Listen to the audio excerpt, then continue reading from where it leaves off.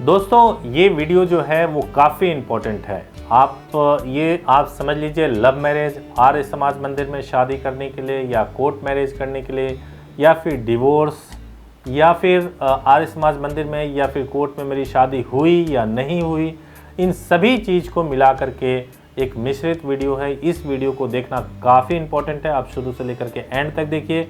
यदि यह वीडियो आपसे संबंधित नहीं भी है तो भी देखिए, क्योंकि यह आपके काम का हो सकता है और कभी भी आपको काम आ सकता है। यदि आप लव मैरिज करने के बारे में, कोर्ट मैरिज के बारे में, या किसी प्रेम प्यार में है और ब्रेकअप हो चुका है, तो यह वीडियो आपके काम आ सकता है।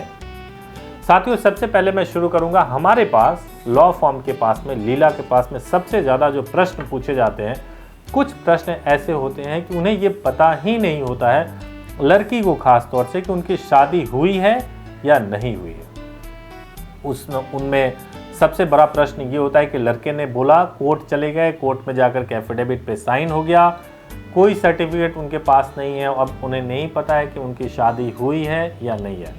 मैं सबसे पहले आपको ये बताऊंगा कि आप अपने जीवन का इतना बड़ा निर्णय, आपने जिस लड़के के साथ करने का निर्णय किया है या जिनके साथ आपने विवाह करने का निर्णय किया है, सबसे पहले ये जान लें कि जो भी कागज़ है, जो भी डॉक्यूमेंट्स है, उसको आप अपने पास भी रखें या आप अपनी किसी सहेली के पास रखवाएं।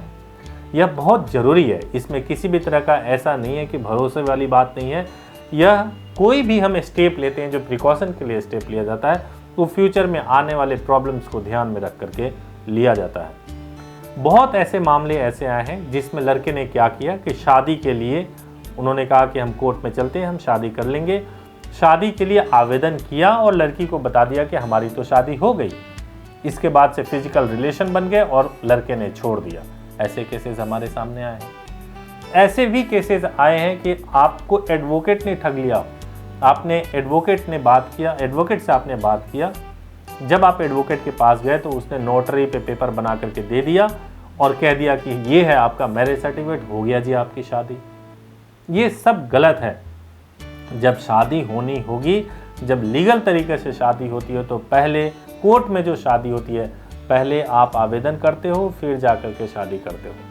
इस पे कोर्ट मैरिज पे जो वीडियो है उसको देख लीजिए। आर्य समाज मंदिर में भी जब शादी करते हो तो आर्य समाज मंदिर, रजिस्टर्ड आर्य समाज मंदिर होगा तो आपको रसीद जरूर देगा। आपको रसीद लेना चाहिए कि आपने आर्य समाज मंदिर की बुकिंग किस लिए कराई थी और वहाँ पे आपने कितने पैसे पे किए हैं। तो ये दूसरा इंपॉर्टेंट बात है। वैसे आर्य समाज मंदिर में कैसे शादी होती है वो भी आप हमारे दूसरे वीडियोस में, इसी में आप ढूंढेंगे। लीला के आप चैनल को आपने सब्सक्राइब जरूर ही किया होगा, बेल भी बजाया होगा, आप जा कर के ढूंढिए, आपको निश्चित रूप से मिल जाएगा कि आर्य समाज मंदिर में शादी कैसे करते हैं। जो तीसरा इंपॉर्टेंट बात है वो ये है कि कई लोग ये कहते हैं कि मेरी 6 ही महीने पहले शादी हुई है, मेरा अपने पति से नहीं बन पा रहा, क्या मैं भाग के शादी कर लूँ? देखिए, यही तो सबसे इम्पोर्टेंट बात है। शादी करने से पहले आपको कोई नहीं रोकता है अगर आप 18 साल और 21 साल के हो जाओ। लड़के की उम्र 21 साल हो गई, लड़की की उम्र 18 साल हो गई, कोई भी नहीं रोकेगा। इवन किसी ने आपको प्रताड़ित किया तो कानून आपको संरक्षण देगी।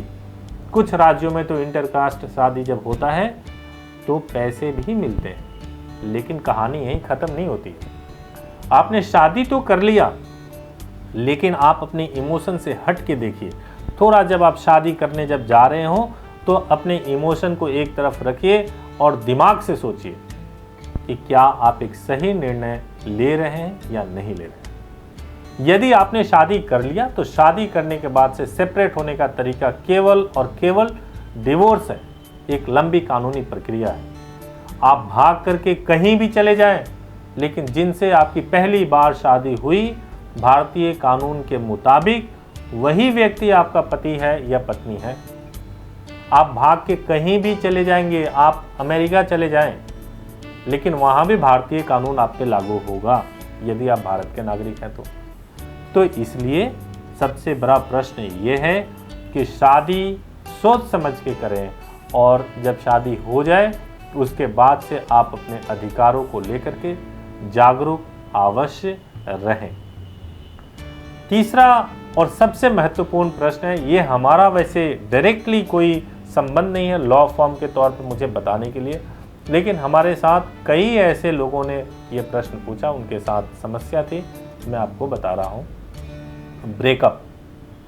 कई महिलाओं का, लड़कियों का कहना है कि मेरा फिजिकल रिलेशन बन गया है, अब कोर्ट मैरिज, उसने बहाने से कोर्ट मैरिज के लिए एक सर्टिफिकेट दिखाया और फिजिकल रिलेशन बन गया, मैं क्या करूं ऐसी स्थिति में।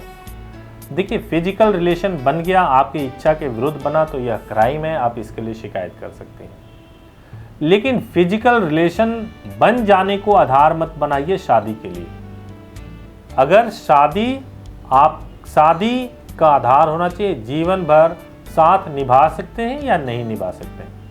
फिजिकल रिलेशन आधार नहीं है शादी के लिए। अगर आपको बहुत गुस्सा है कि आपके अनुमति के बगैर या भरोसे में लेकर के फिजिकल रिलेशन बना लिया, लेकिन उसके बाद से फिर शादी नहीं कर रहे, तो आप शिकायत कर सकते हैं। आधार मत बनाइए इसको अपनी शादी का।